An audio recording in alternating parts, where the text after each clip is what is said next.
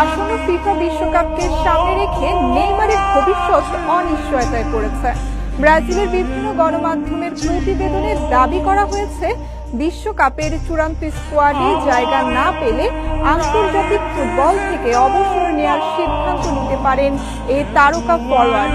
যদিও এ বিষয়ে নেইমার কিংবা তার এজেন্টের পক্ষ থেকে এখনো কোনো আনুষ্ঠানিক বক্তব্য পাওয়া যায়নি। এদিকে মেনিসকাসে অস্ত্রোপচারের পর বর্তমানে পুনর্বাসন প্রক্রিয়ার মধ্য দিয়ে যাচ্ছেন নেইমার।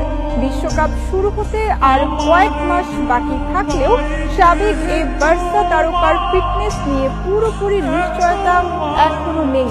চূড়ান্ত দল ঘোষণার আগেই নিজেকে সর্বোচ্চ পর্যায়ে নিয়ে যাওয়াই এখন তার মূল লক্ষ্য।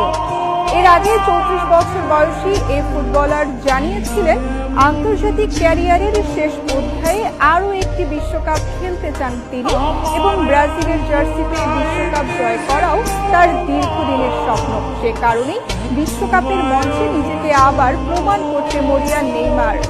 তবে চূড়ান্ত সিদ্ধান্ত থাকবে জাতীয় দলের কোচ কার্লো আনচেলত্তির হাতে। কারণ দায়িত্ব নেওয়ার পরই আনচেলত্তি জানিয়েছেন, কেবল অভিজ্ঞতা বা তারকা খ্যাতি যথেষ্ট নয়, ফিট ও পারফর্ম করা খেলোয়াড়দেরই অগ্রাধিকার দেবেন এই ইতালিয়ান কোচ।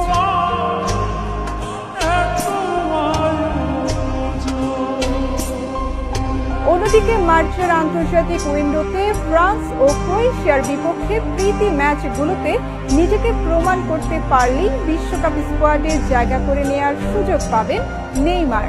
অন্যথায় আন্তর্জাতিক ফুটবল থেকে তার বিদায়ের গুঞ্জন আরও জোরালো হতে পারে।